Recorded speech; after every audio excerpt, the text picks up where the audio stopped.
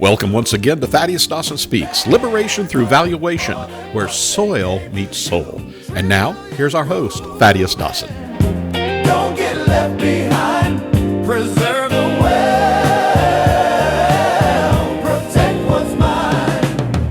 Hi, welcome to Thaddaus Dawson Speaks, Liberation Through Valuation, where soul meets soil.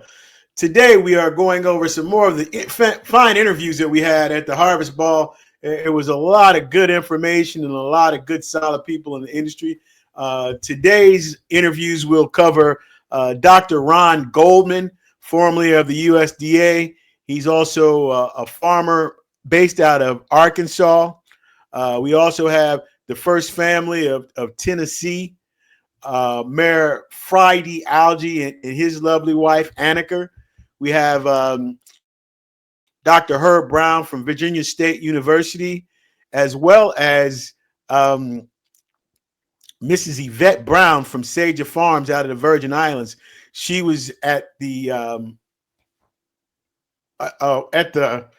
ball as well, and she is extremely powerful. And we spent a week in the Virgin Islands at the University of Virgin Islands and at Sager Farms, and that was just awesome.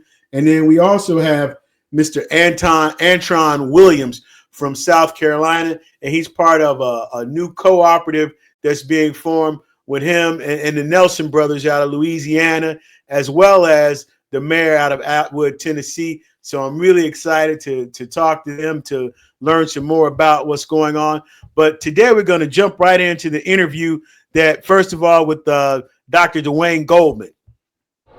Thaddaus Dawson Speaks here at the Harvest Ball in Raleigh, North Carolina, with Dr. Dwayne Goldman, farmer out of Arkansas, former USDA special liaison. He got 50 million different titles, so I'm just going to go and jump into it and let him tell you who he is. Good afternoon, Thaddeus. Great. Oh, I'm sorry. Great to be here, Dwayne Goldman.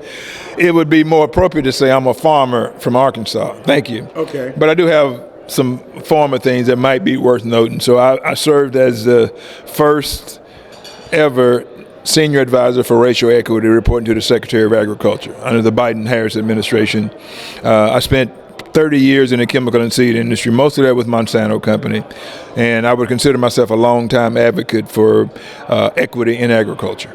So I've noted you've done a lot of good work. Thank you. And you've returned back to the farm. Yes, sir. And anybody and everybody in agriculture knows who you are.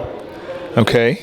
And that's kind of humbling, but okay. Well, that's how I met you in D.C. You was giving a speech. Okay. And you were representing the USDA. At Correct. Matter of fact, you were the #1 consultant. Yes. So, yes. I mean, no need to be humble here. I mean, well, I have to keep it in perspective, man, because I think about my journey in agriculture. Mm-hmm. I think about a little kid growing up in southeast Arkansas. Grew up on a farm, 10 of 11 kids, started working early on the farm, hated it. But by the time I graduated high school, I had gotten bitten by the agriculture bug, the farming bug. So I go to school for 4 years, get a degree, and I'm thinking I'm going to go back and farm. Took a job in extension, saw the need for an advanced degree, got a master's degree in soybean breeding, got turned on by research. What part of extension were you working in? I worked as a county extension agent intern. So the goal of that program, Thaddeus, was to give you a little piece of all the things that an extension agent would do. So I spent some time with the row crops guy, which I really enjoyed because I was an agronomy major.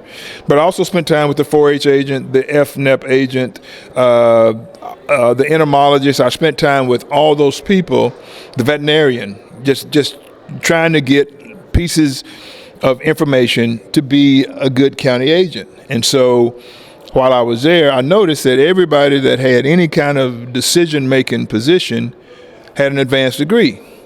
So I wanted to use extension as a fallback position because I was still thinking about farming. So I go to grad school to get qualified for a master's degree in case I ever needed it, right? Mm-hmm. And then in that journey, I got turned on by research and kept going. But yeah, as a county agent intern, I worked in all phases, everything that a county agent would do. Yeah. So that's been extremely helpful because not only has it been a fantastic career, you have empowered and helped a tremendous number of folks. I just snatched you up from one of them damn Nelson boys. The Nelson boys, yeah. My good buddies to the south, yeah. No, man, this thing, as you probably are aware now, being an appraiser, ag is about relationships. It's about information, technology, but at the core is relationships, because those very people play a large role in how you access that information and technology that you need to be successful.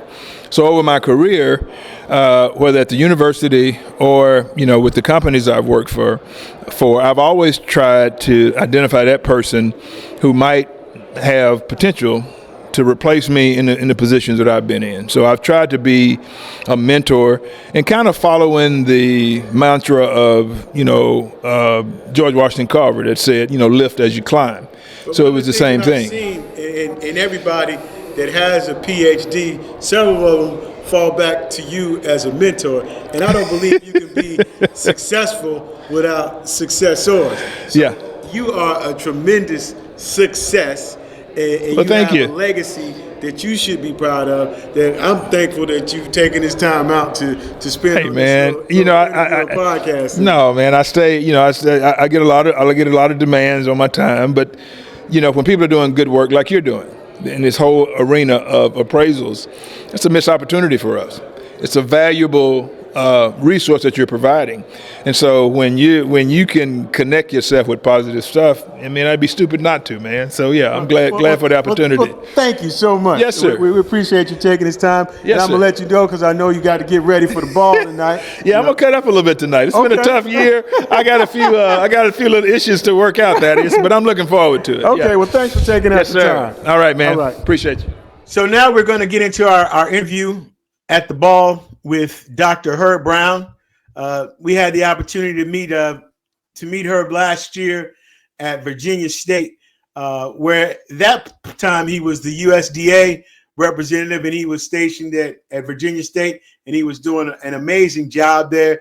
We had a tremendous time there at the ball. So thank you, Herb, for joining us today and allowing us to interview you here at Thaddaus Dawson Speaks. We're looking forward to doing some more work with you next year at Virginia State. So we are just so excited. I think you got me in trouble last year. I think that was you to challenge me to get on that mechanical bull after I had just recently had surgery.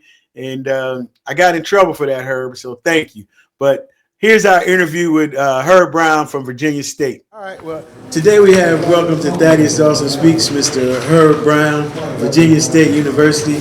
Herb and I, we met last year when we were doing our 1890 tour, and we got to spend some time at your Ag Fest at Virginia State. And you were probably one of the best USDA reps that we had, and it was a pleasure working with you. I got in trouble when I was there because y'all tricked me into getting on that mechanical bull, and I think I was just probably a few months after hip surgery, and my wife had asked me that I lost my mind. But anyway, welcome. And we're here in Raleigh, North Carolina at the Harvest Ball, and so I was so excited to run into you. Yes, so talk about your new role at Virginia State. Yeah, so first of all, thank you for having me on the show. I'm glad to be here at the Harvest Ball in Raleigh. This is an awesome event, and always good to catch up with good people like you. Right now, I'm at Virginia State. I work for the College of Agriculture as the Strategic Partnerships and Marketing Manager.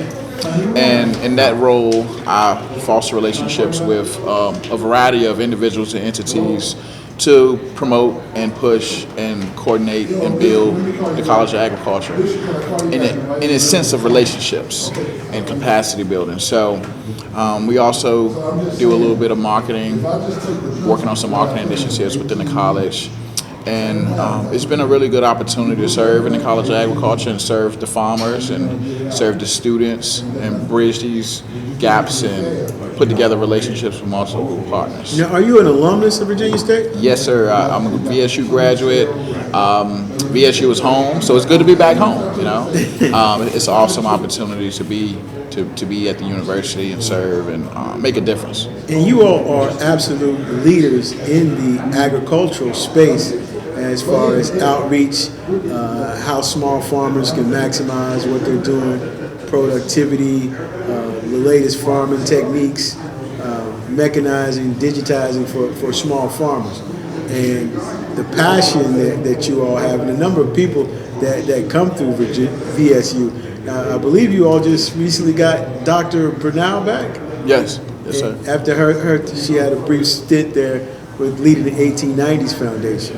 Yes, so sir. I am really excited about us working with you all in doing some valuation and appraisal programming there. So we had talked about doing that last year, and we were able to put some students into internships with the U.S. Forest Service. So we don't really know what things look like on the government side.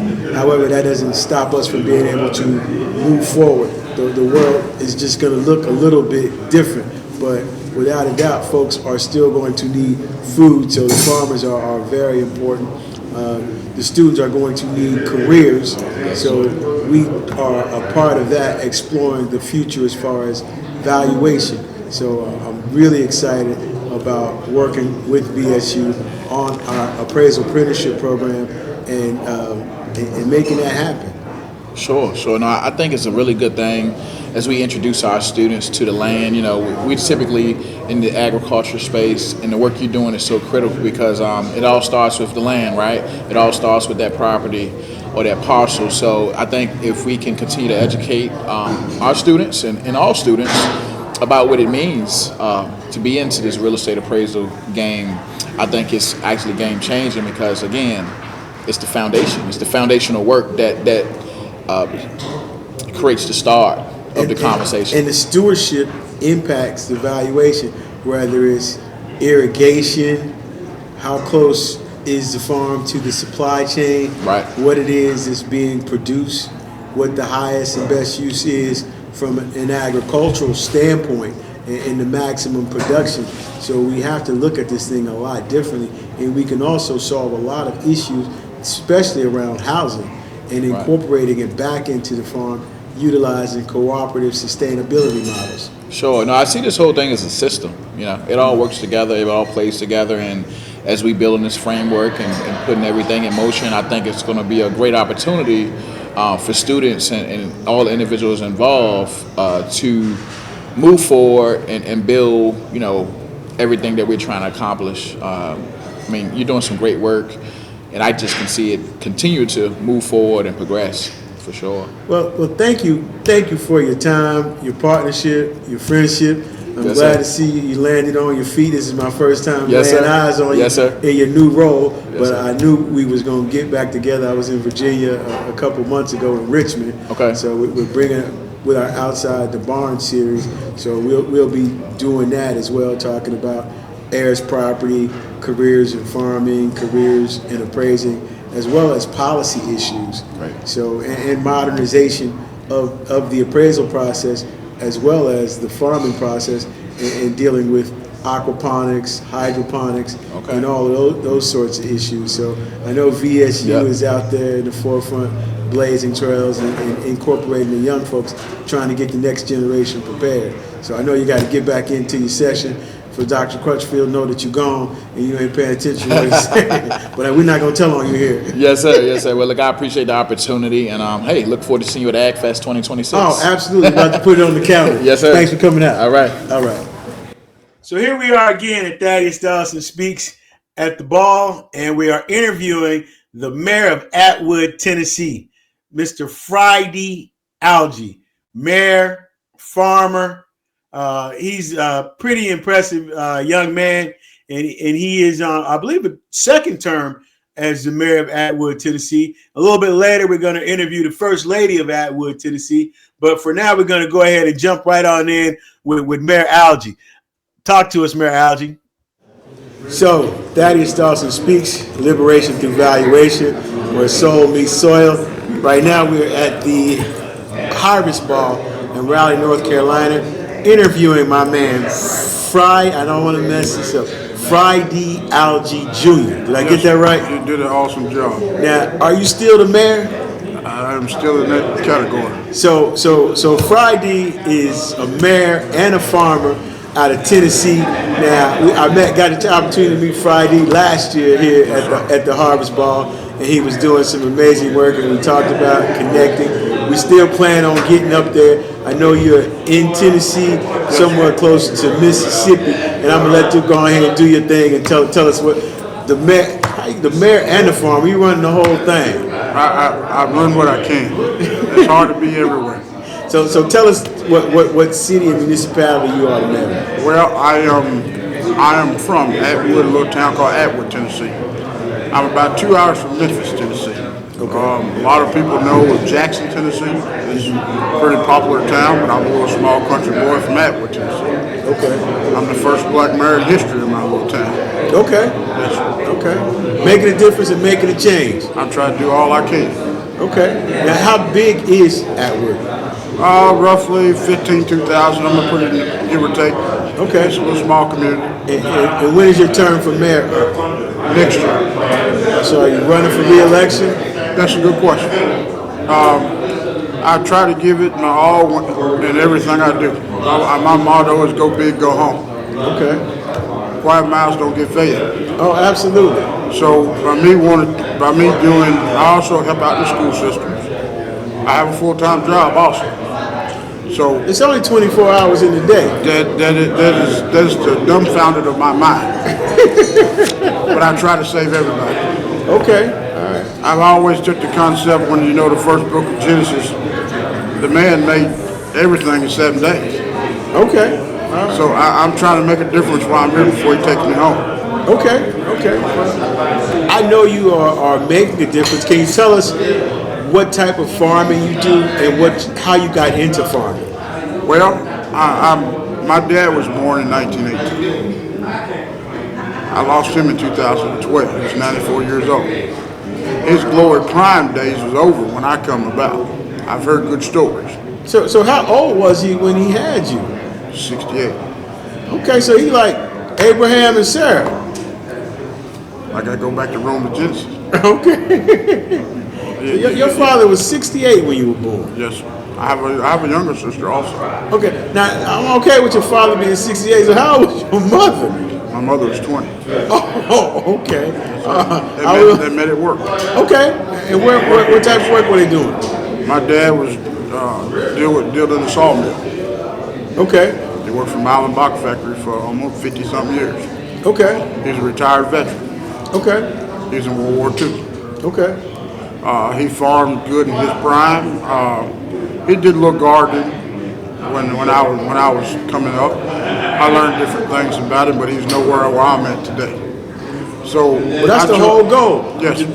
Kick it down the road to make the next generation stronger and better. So you took and improved on what he did. I call myself the first generation farmer because the era of the time, I didn't get to see how and what to do of farming today. I came in the game and played, like I said, late in life at his generation of prime. And do you have brothers and sisters? I have two.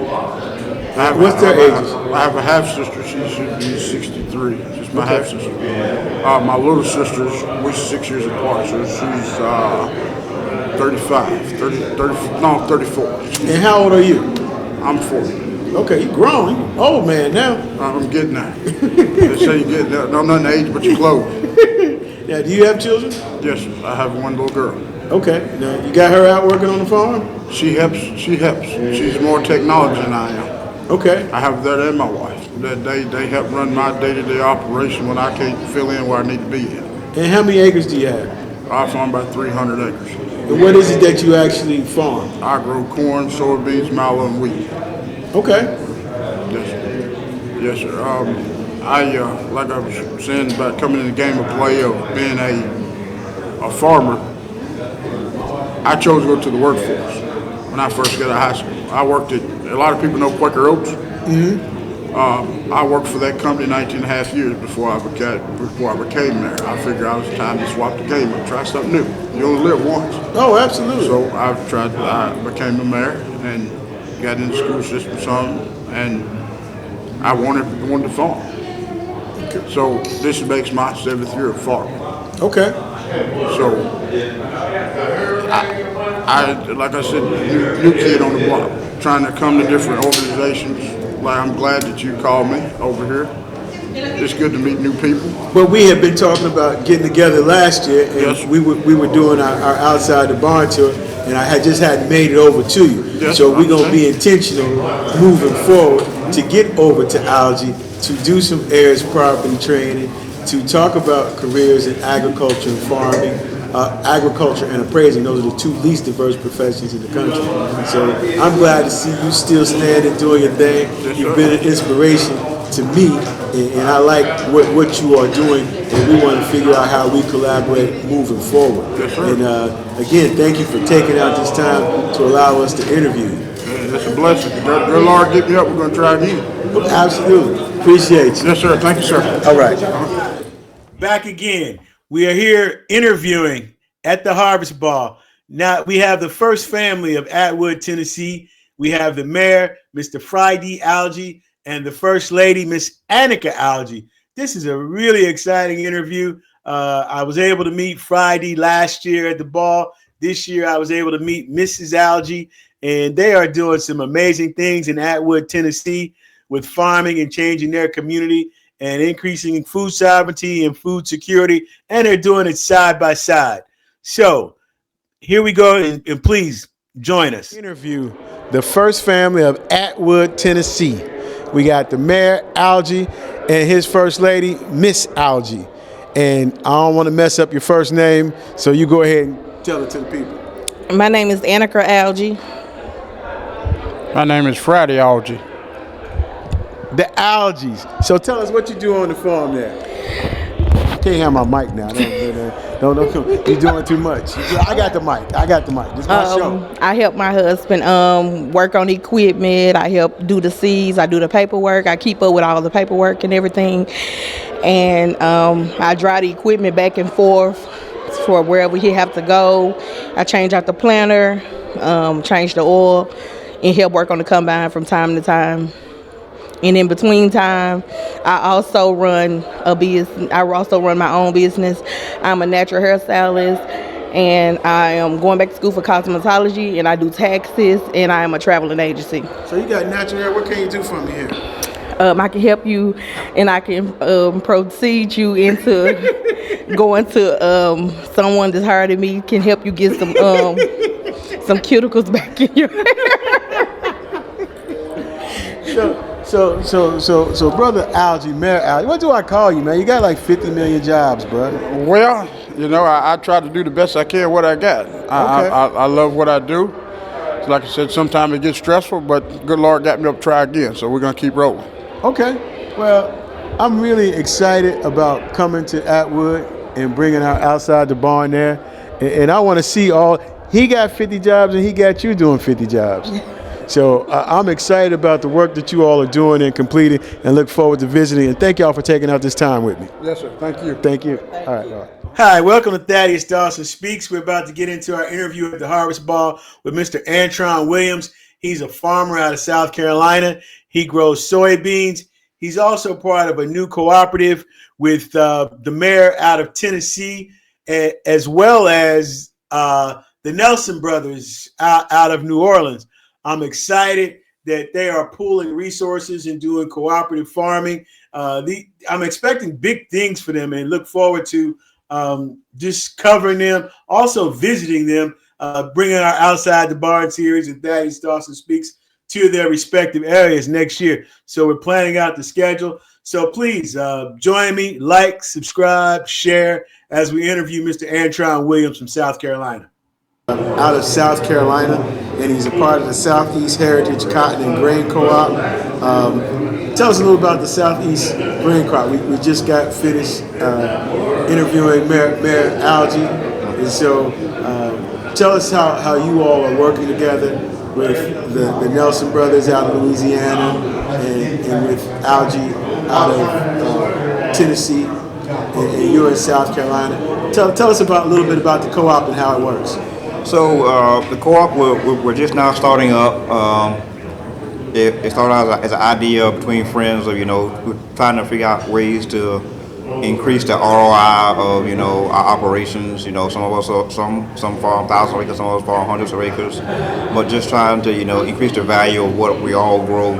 To make us more sustainable and just keep us in business. As my grandmother always said, there's nothing new under the sun. And so what I've seen in the cooperative model and by bringing resources together, it allows us to be able to opportunity to maximize and leverage. So tell us about what you're doing in South Carolina and how many acres you have and what you contribute to the co-op. Well, I'm a first generation farmer in South Carolina. I grow, next year I'll be farming somewhere between 700 to 800 acres of corn, cotton, soybeans, and oats. Once I finish this year, I'll be finishing up my 20th year of farming. I started, like I said, that first generation, I started from scratch. Started with 20 acres and just been growing from there. And one of the things about the co-op is, I guess I say I'm small. Some folks think I'm big, but compared to those around me that farm thousands of acres, I'm still small. But using the co-op to help to leverage, pool our crops together and have more crops to leverage when we're seeking buyers. But I think right now, with the current conditions, food sovereignty, I think localization of being able to provide food and services to the community is an opportunity in and of itself. But in order to be able to maximize that, the strategy that you all have is leveraging the co-op is a collective model that I think works and is definitely sustainable. Yeah, the old saying is that there's strength in numbers. So being able to pool our resources together and to look more attractive to a larger buyer, to be able to provide the volumes that some of these companies require to deal directly with them, and cut out the middleman. To again, cut the middleman makes more than the farmer makes anyway, so we can cut as many of them out as possible and keep those profits for ourselves. It helps us all in the long run. And another opportunity possibly in doing that would be services like Red Bib, which is a new. They kind of work like Amazon Fresh Farm to Table, and it gives you a platform to be able to put your services up, and then people are able to tap in and reach you that way. So you can kind of go direct. Again, cutting out the middleman, but at the same time, there's a fee, 15-20%. I don't remember exactly what it is, but again, it gives you an opportunity to be able to market and maximize without having to have that actual intentional cost. Okay. So, how long have you all been working on the co-op, and what does the future look like? We started working on it earlier this year. We were a part of another group that was trying to start a cotton cooperative a year or so ago, and it kind of just floundered and just went by the wayside. And so, have you all looked at or talked to the group Actively Black that are making clothes with cotton? No, we have not yet. I actually know a farmer family out of Alabama that's growing cotton for them. The Bridge Force. They're growing some cotton and selling through Actively Black. I don't know them personally. I've seen them online and looking forward to trying to connect with them as we tour the country, bringing these opportunities together. Yeah, that's an option. We hadn't gotten that far yet, but we'll be looking for all those kind of opportunities to present themselves. Well, we will be promoting you as we tour the country. We're looking over there. What part of South Carolina are you in? I'm in Orangeburg County, which is kind of in the middle area, kind of between Columbia and Charleston. Okay, and we passed through Orangeburg on the way over here, coming from Atlanta. So we'll definitely stay in touch and reach back around and bring our Outside the Barn to Orangeburg, where we'll be talking about heirs property and valuation. So thank you for taking out this time. I know you and I met this morning on the elevator. That's right. And so, it's good to see you brothers working together, and I'm really excited about the future and what you all are doing. Yes, sir. We are too. Okay, thank you. Thank you. Hi, everybody. Thaddaus Dawson speaks at the Harvest Ball, and right now we're about to interview Miss Yvette Brown. She is an amazing lady. She is a farmer. She is a veteran, and her and her husband, Mr. Dale Brown, do a lot in the U.S. Virgin Islands, which we were just there a couple of weeks back at the Bush Cookout.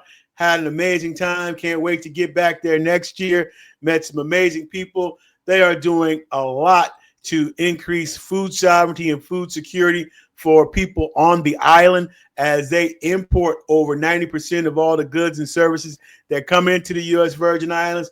They are working on being more independent and growing and producing their own food. So without further ado, here's our interview with Miss Yvette Brown. We're here in Raleigh, North Carolina at the Harvest Ball, and I have the distinct honor and privilege of interviewing or just having a conversation with one of the most amazing women and one of my sheroes, and who just supported and put on the best week.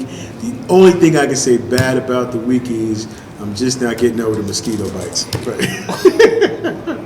But the Sager Farms Bush Cookout was amazing and phenomenal. And Mrs. Brown and Mr. Brown and the whole Brown family, oh man, I felt like I found my way back home, and I didn't even know I was lost. So I had an amazing time. So I'm going to shut up, Miss Brown, so you could just tell your amazing story and what it is that you just accomplished that I'm so proud to have been a part of. Well, first of all, we're glad that you experienced that. I remember when you first came for the conference segment, and you were going to leave in a few right after the presentation for the conference, and we had that conversation about you're going to miss one of the key part of what we do, missing the bush cook, and you said, okay, I'm going to stay.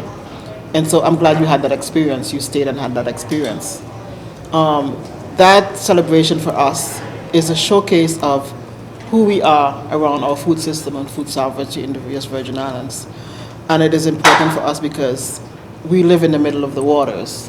We have two great oceans on the opposite side of us, and we do nothing without having the resources of importation, either by boat or flights. Other than that, we have no connection to anyone in that region. And so our food sovereignty and food security is very important for us, and how we sustain ourselves, because as you may have learned since you've been there, that 98% of what we consume as a people in the Virgin Islands are imported. That makes you dependent upon somebody else for your food security. Yes. And if they want to control you, all they have to do is cut off your food. And knowledge tells us that a nation that is not able to feed themselves a week.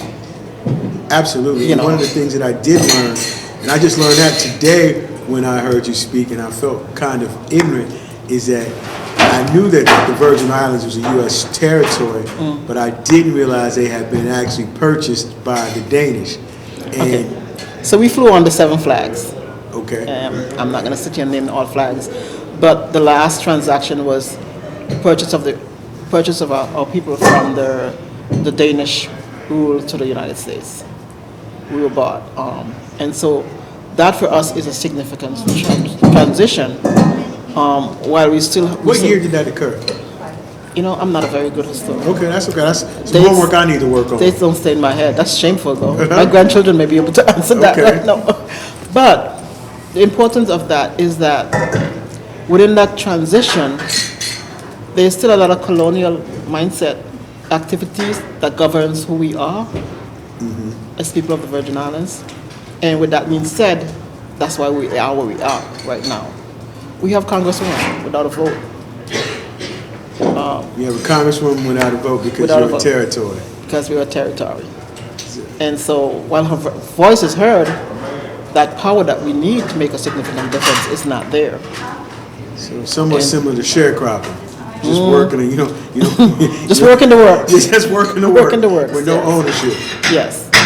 But we are United States citizens, but there's something that we hold on to which is very significant, our Caribbean heritage.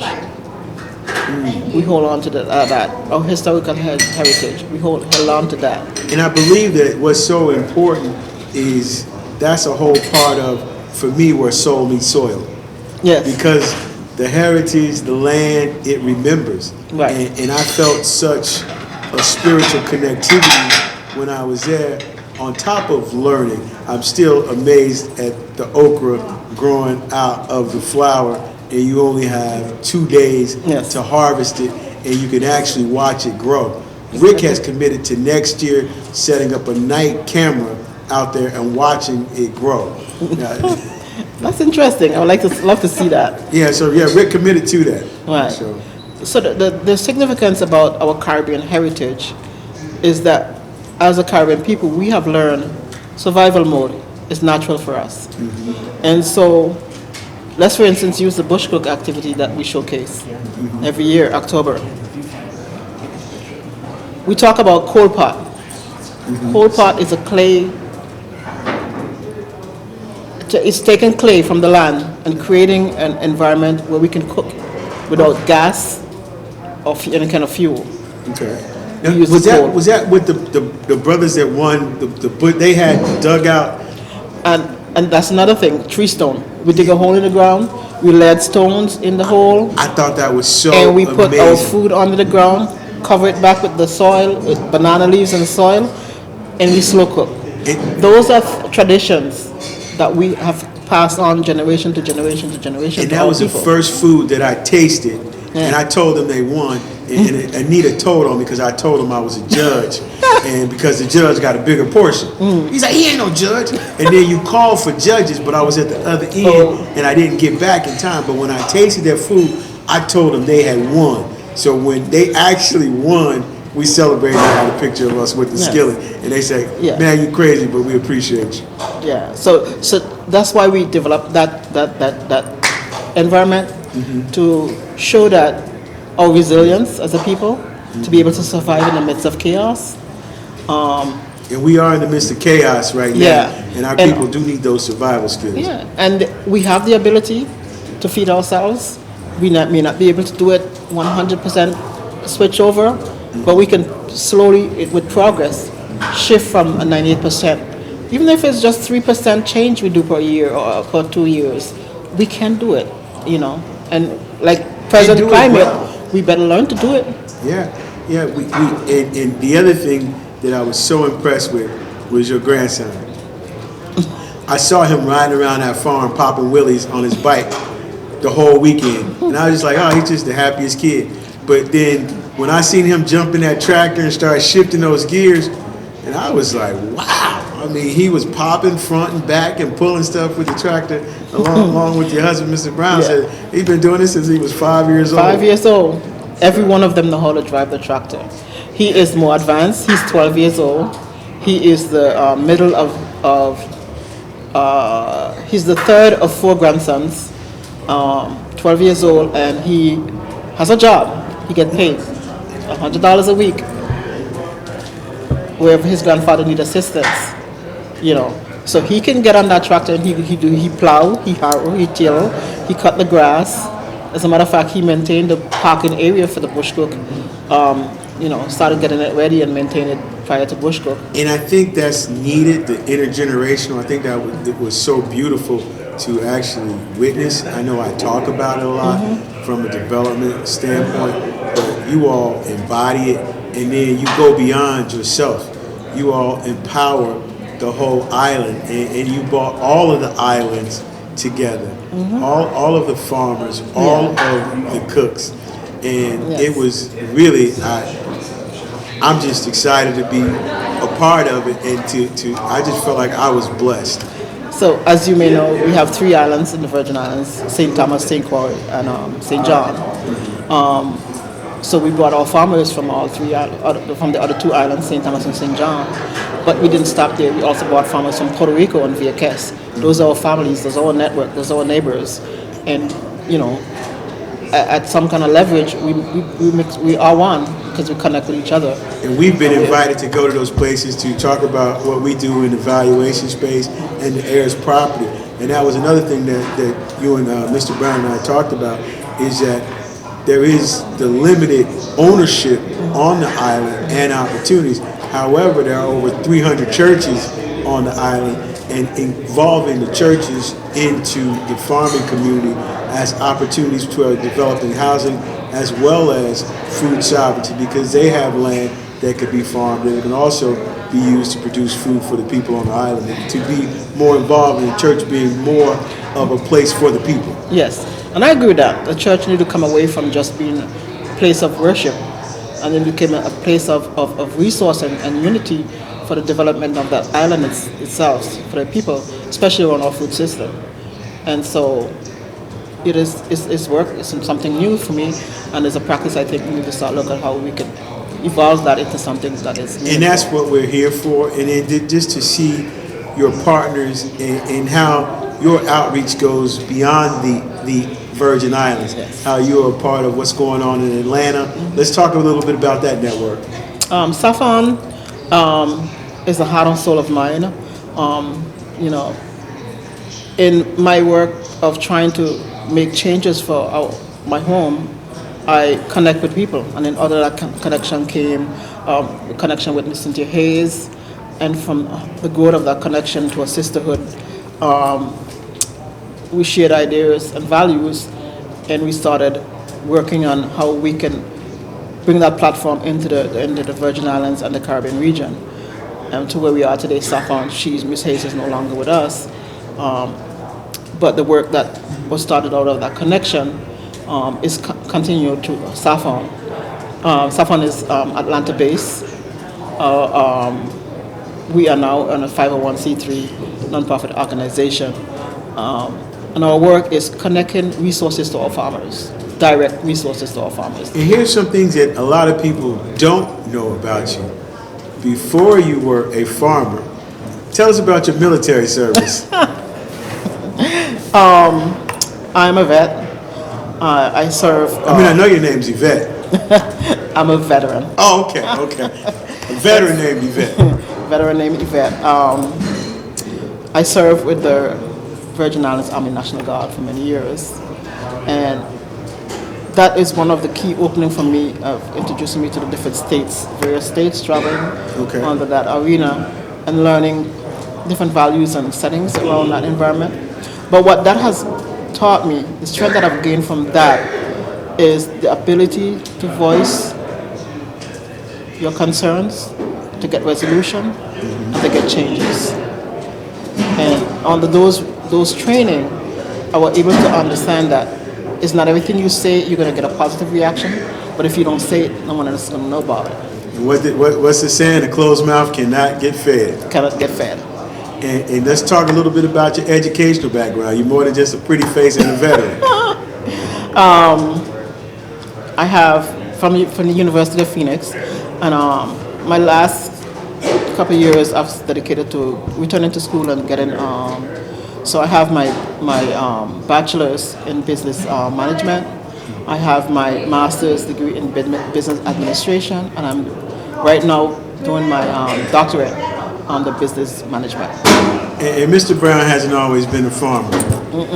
He works in the communication arena, telephone installation and programming, and he's also an accountant by trade. He did his program at the University of the Virgin Islands, and he in accounting.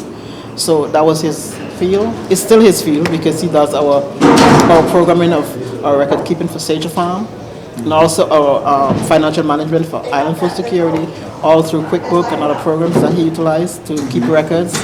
So you modernize and you help the other farmers in order to be able to do, because it's more than just farming. Yes. You got to have some accounting. Yes. You got to know what's going in and out. You got to financial management and all of that. And we not only do that for ourselves, we also do that for the farmers we work with.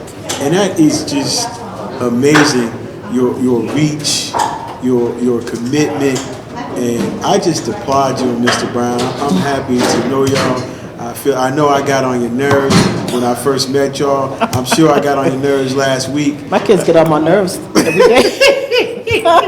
But you all took such good care of us while we were there, And I'm just so excited to come back next year and try to bring as many people as possible Yes. that need to have that experience. And then it was each day it was something different and more exciting. And I was the culmination of the ball was, it's like each day just got better and better for me. What people need to learn is that we're small islands, but when it comes to culture, tradition, and framework, the Virgin Islands pack some of the most powerful environment that you can think of and you can imagine across its waters.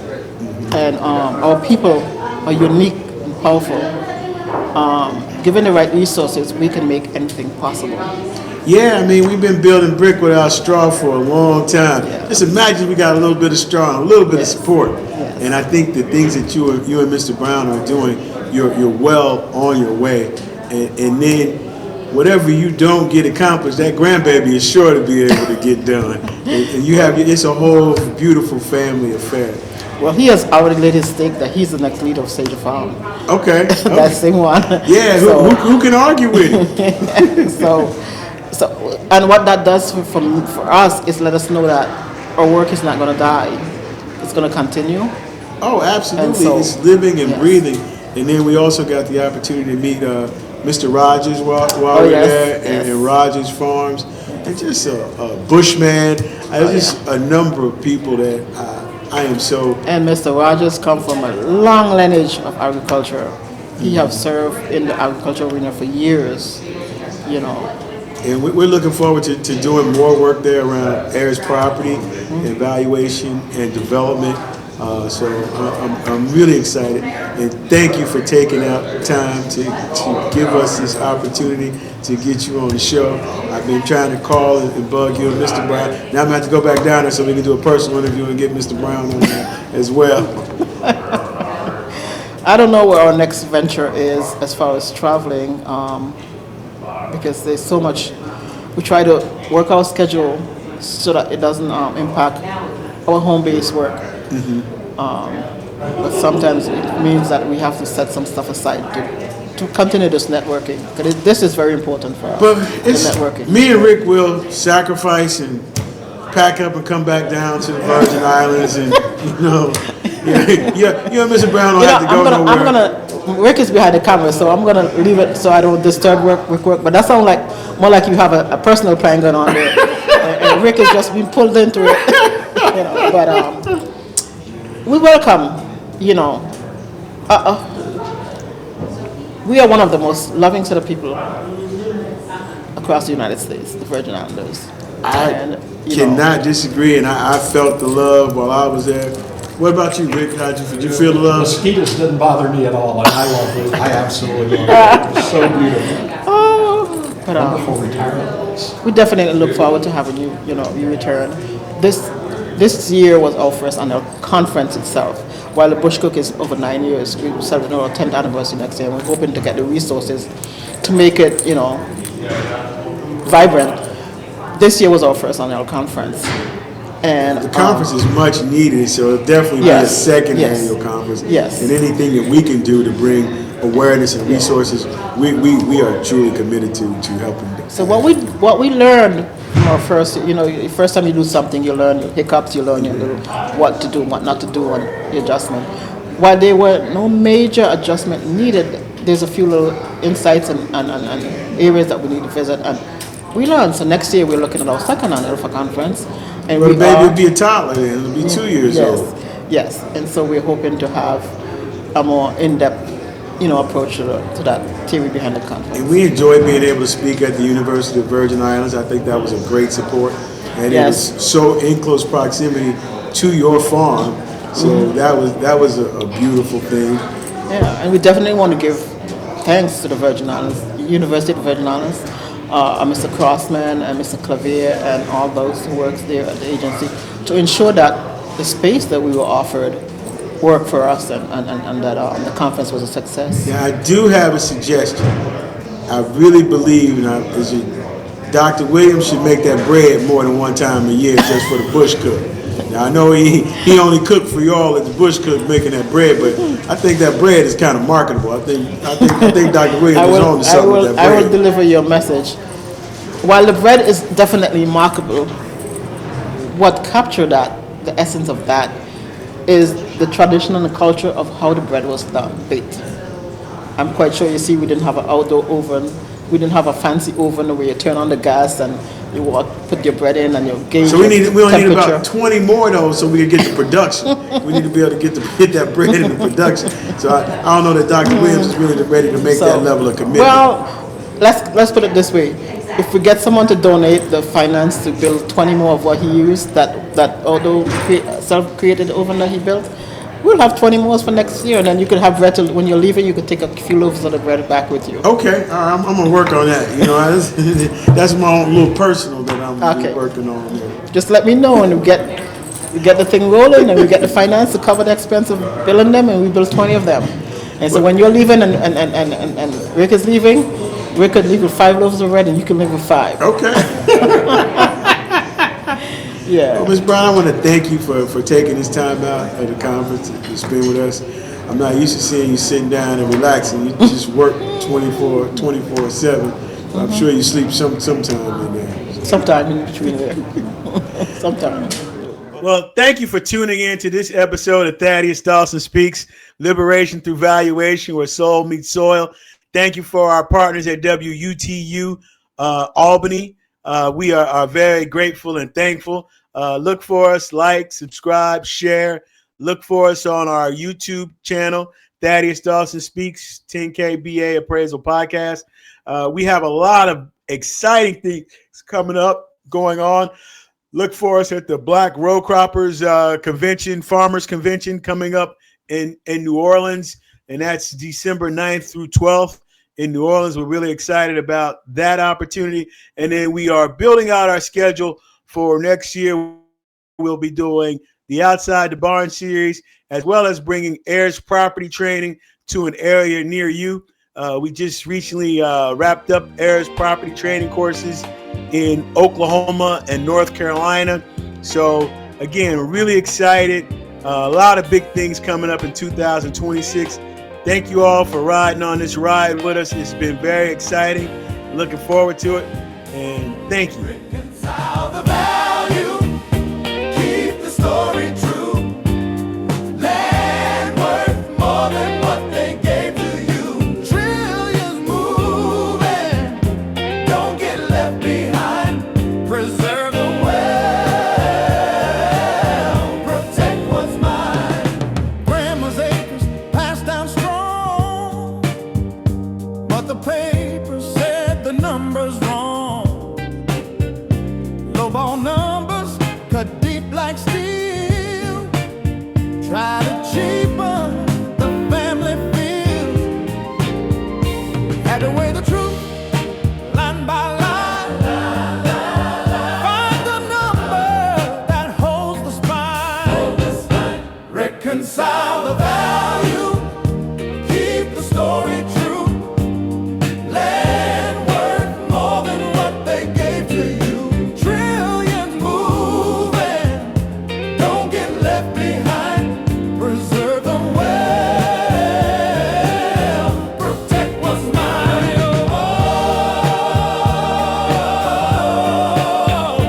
Oh, He steps in with a steady hand, calculates fair for the family land. Not just numbers, but history too. The soil remembers what the people grew. Largest transfer the world has seen.